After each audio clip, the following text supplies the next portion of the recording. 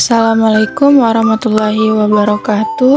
Halo semuanya, kembali lagi bersama saya Fani Erlangga Saragi.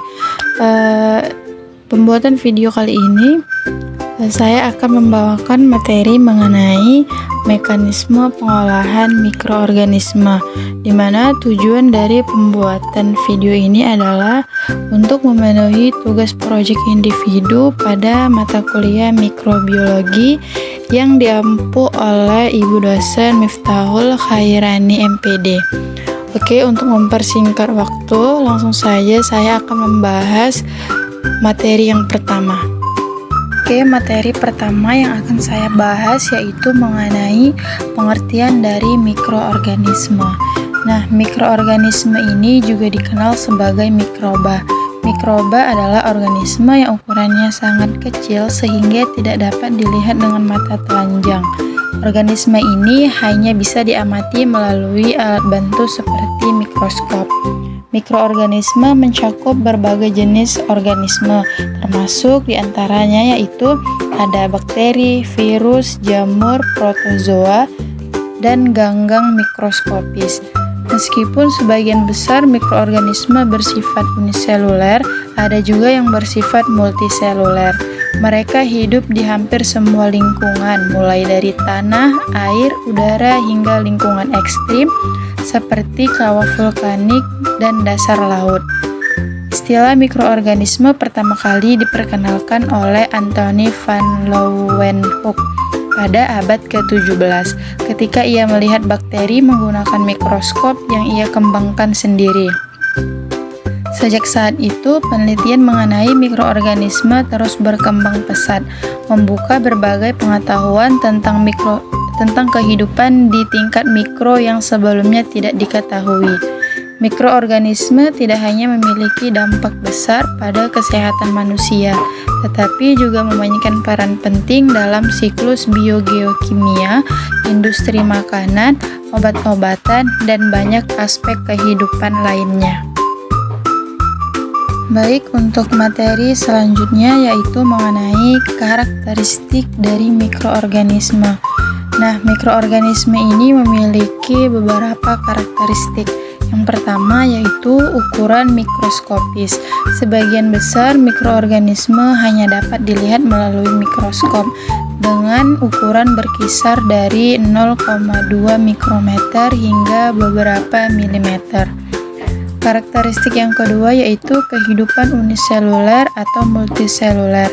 Mikroorganisme dapat berupa uniseluler atau terdiri dari satu sel seperti bakteri dan protozoa, atau multiseluler seperti beberapa jenis jamur. Yang ketiga yaitu reproduksinya cepat. Nah, mikroorganisme ini memiliki kemampuan reproduksi yang sangat cepat, terutama bakteri yang dapat membelah diri setiap 20 menit dalam kondisi optimal. Nah, karakteristik yang terakhir yaitu kemampuan beradaptasi yang tinggi. Mikroorganisme dapat beradaptasi dengan cepat terhadap perubahan lingkungan dan beberapa bahkan mampu bertahan dalam kondisi ekstrim seperti suhu tinggi, tekanan tinggi, atau tingkat kesamaan yang sangat rendah atau tinggi. Kemudian materi yang selanjutnya yaitu mengenai jenis-jenis dari mikroorganisme. Ada 5 jenis dari mikroorganisme. Yang pertama yaitu bakteri. Nah, bakteri adalah mikroorganisme prokariotik yang memiliki struktur sel sederhana tanpa nukleus yang dikelilingi oleh membran. Bakteri dapat ditemukan hampir di semua lingkungan, mulai dari tanah, air, udara, hingga di dalam tubuh makhluk hidup. Beberapa contoh bakteri yang menguntungkan adalah Lactobacillus yang membantu dalam fermentasi makanan, sementara bakteri seperti Escherichia coli dan Salmonella dapat menyebabkan infeksi. Jenis mikroorganisme yang kedua yaitu virus. Virus adalah mikroorganisme yang sangat kecil dan hanya bisa berkembang biak di dalam sel inang. Virus tidak memiliki struktur sel yang lengkap dan tidak mampu hidup di luar organisme lain. Beberapa contoh virus yang dikenal luas adalah virus HIV yang menyebabkan AIDS, dan virus SARS-CoV-2 yang menyebabkan penyakit COVID-19. Meskipun demikian, virus juga digunakan dalam penelitian bioteknologi untuk terapi gen. Jenis mikroorganisme yang ketiga yaitu jamur atau fungi. Jamur adalah mikroorganisme eukariotik yang bisa hidup sebagai organisme uniseluler atau multiseluler. Contoh jamur uniseluler adalah ragi atau nama latinnya itu Saccharomyces cerevisiae yang digunakan dalam proses fermentasi alkohol. Ada juga jamur multiseluler seperti kapang yang dapat menyebabkan kerusakan pada makanan. Beberapa jamur seperti Penicillium menghasilkan antibiotik yang berguna dalam dunia medis. Jenis mikroorganisme yang keempat yaitu protozoa. Protozoa ini adalah organisme eukariotik uniseluler yang biasanya hidup di lingkungan berair atau sebagai parasit pada makhluk hidup lain. Protozoa dapat bergerak menggunakan struktur seperti flagela atau silia. Beberapa contoh protozoa yang bersifat patogen adalah Plasmodium yang menyebabkan malaria dan Entamoeba histolytica yang menyebabkan disentri. Nah, jenis mikroorganisme yang terakhir yaitu alga. Alga adalah mikroorganisme yang mirip dengan tumbuhan karena memiliki kemampuan untuk melakukan fotosintesis. Mereka hidup di lingkungan yang berair, baik air tawar maupun air laut. Contoh alga yang bermanfaat adalah spirulina, yang merupakan suplemen makanan yang kaya akan nutrisi. Meskipun demikian, ada juga alga yang dapat menghasilkan racun dan menyebabkan keracunan makanan seperti Alexandrium yang menyebabkan paralytic shellfish poisoning. Selanjutnya yaitu mengenai mekanisme dari pengolahan mikroorganisme. Yang pertama yaitu pengolahan mikroorganisme dalam bioteknologi. Mikroorganisme memainkan peran kunci dalam bioteknologi, terutama dalam fermentasi, produk enzim, dan pengolahan limbah. Mereka dioptimalkan untuk berbagai keperluan dalam proses industri. Contohnya seperti fermentasi. Nah, fermentasi ini adalah proses yang digunakan mikroorganisme seperti bakteri dan ragi untuk mengubah bahan organik seperti gula menjadi produk lain, seperti alkohol, asam laktat, atau gas. Kemudian yaitu mekanisme pengolahan mikroorganisme dalam industri pangan. Dalam industri makanan, mikroorganisme ini digunakan untuk memfermentasi makanan dan meningkatkan rasa, tekstur, dan umur simpannya. Nah, seperti pembuatan yogurt. Yogurt ini menggunakan bakteri asam laktat untuk memfermentasi susu dan menghasilkan tekstur serta rasa asam. Yang kedua itu ada keju. Mikroorganisme seperti bakteri dan jamur digunakan untuk mengentalkan susu, membentuk rasa, dan menciptakan tekstur khas pada keju. Nah, pada tempe dan tahu menggunakan jamur Rhizopus untuk memfermentasi kacang kedelai, mengubahnya menjadi makanan yang berprotein tinggi. Kemudian yaitu mekanisme pengolahan mikroorganisme dalam bidang medis. Nah, mikroorganisme juga penting dalam bidang medis, terutama dalam produksi antibiotik, vaksin, dan hormon. Kemudian, mekanisme pengolahan mikroorganisme dalam pertanian seperti biofertilizer, yaitu mikroorganisme seperti Rhizobium digunakan untuk mengikat nitrogen dari udara dan mengubahnya menjadi bentuk yang dapat digunakan oleh tanaman, meningkatkan kesuburan tanah secara alami. Kemudian biopestisida, bakteri seperti Bacillus menghasilkan toksin yang efektif membunuh hama tanaman tanpa merusak lingkungan atau tanaman itu sendiri. Kemudian ada biodegradasi dan kompos. Ini mikroorganisme bertanggung jawab dalam proses dekomposisi bahan organik, mengubah sampah organik menjadi kompos yang kaya nutrisi untuk tanah. Kemudian mekanisme pengolahan mikroorganisme dalam energi, yaitu seperti biogas. Bakteri anaerob menguraikan bahan organik dalam lingkungan bebas oksigen untuk menghasilkan gas metana atau CH4 yang dapat digunakan sebagai bahan bakar energi terbarukan. Kemudian bioetanol. Ragi seperti Saccharomyces cerevisiae memfermentasi gula menjadi etanol yang dapat digunakan sebagai bahan bakar alternatif untuk kendaraan bermotor.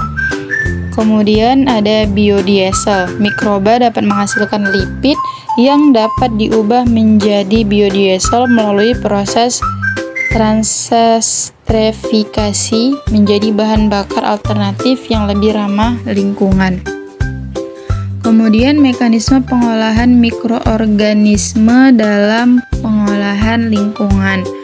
Nah, mikroorganisme memiliki kemampuan alami untuk membersihkan lingkungan dari zat-zat berbahaya termasuk limbah beracun dan bahan pencemar.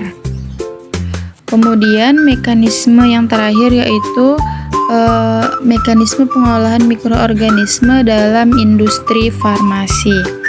Nah, mikroorganisme ini memiliki peran yang sangat penting juga dalam pengembangan produk farmasi baru, termasuk obat-obatan berbasis mikroba yang inovatif. Untuk materi yang selanjutnya yaitu mengenai faktor-faktor yang mempengaruhi pengolahan mikroorganisme.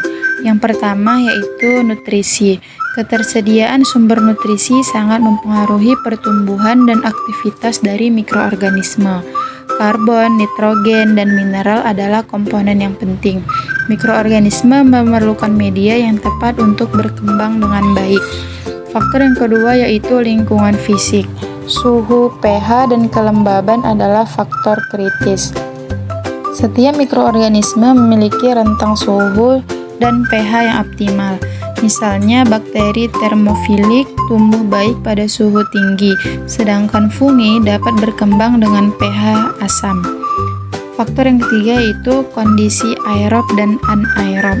Beberapa mikroorganisme membutuhkan oksigen atau aerob, sementara yang lain tumbuh lebih baik dalam kondisi tanpa oksigen atau anaerob. Ini mempengaruhi metode pengolahan yang digunakan. Faktor yang keempat yaitu senyawa antimikroba. Adanya senyawa penghambat atau antimikroba dalam media dapat menghambat pertumbuhan mikroorganisme. Ini seringkali digunakan dalam pengolahan untuk mencegah kontaminasi. Faktor yang kelima yaitu interaksi mikroorganisme. Kompetisi atau simbiosis antara mikroorganisme dapat mempengaruhi keberhasilan pengolahan. Misalnya, dalam fermentasi, kehadiran mikroorganisme penghasil asam dapat menghambat pertumbuhan mikroba yang tidak diinginkan. Faktor yang terakhir yaitu waktu inkubasi. Lama waktu pengolahan mempengaruhi produktivitas dan kualitas hasil akhir. Proses yang terlalu cepat atau lambat dapat menghasilkan produk yang tidak diinginkan. Selanjutnya adalah materi yang terakhir yaitu mengenai tantangan dari pengolahan mikroorganisme.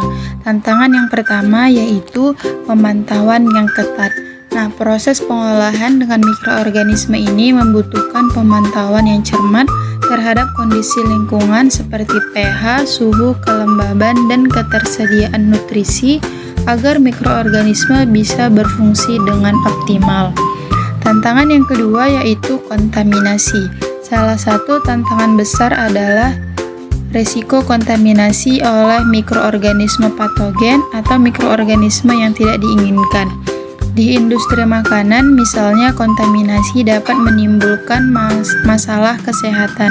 Sementara di pengolahan bioteknologi, hal ini bisa mengurangi efisiensi produksi. Tantangan yang ketiga yaitu ketergantungan pada kondisi lingkungan. Nah, mikroorganisme hanya dapat bekerja secara efektif dalam kondisi lingkungan yang sesuai. Misalnya, proses fermentasi memerlukan kondisi anaerobik atau suhu yang stabil. Hal ini membatasi fleksibilitas proses dan memerlukan pengaturan yang teliti. Tantangan yang keempat yaitu waktu yang dibutuhkan. Proses penguraian atau pengolahan oleh mikroorganisme cenderung memerlukan waktu lebih lama dibandingkan dengan metode kimia atau fisik. Untuk penguraian limbah organik, misalnya prosesnya bisa memakan waktu berminggu-minggu atau bahkan berbulan-bulan. Tantangan yang kelima yaitu keterbatasan efisiensi dan polutan tertentu. Beberapa mikroorganisme mungkin tidak efektif dalam menguraikan zat-zat beracun atau polutan tertentu, seperti logam berat atau senyawa kimia kompleks. Dalam kasus ini diperlukan pengolahan tambahan untuk menyelesaikan masalah lingkungan. Dan tantangan yang terakhir yaitu adalah bioteknologi yang kompleks dan mahal. Meskipun proses pengolahan mikroorganisme umumnya lebih murah, dalam beberapa aplikasi bioteknologi seperti rekayasa genetika, mikroorganisme untuk menghasilkan produk tertentu, misalnya insulin atau antibiotik, teknologi yang digunakan bisa sangat kompleks dan memerlukan investasi besar dalam peralatan serta penelitiannya. Mungkin hanya itu pemaparan materi yang bisa saya sampaikan terkait materi mekanisme pengolahan mikroorganisme. Kurang dan lebihnya saya mohon maaf. Saya akhiri dengan Assalamualaikum warahmatullahi wabarakatuh. Terima kasih, sampai berjumpa di video selanjutnya. Bye-bye.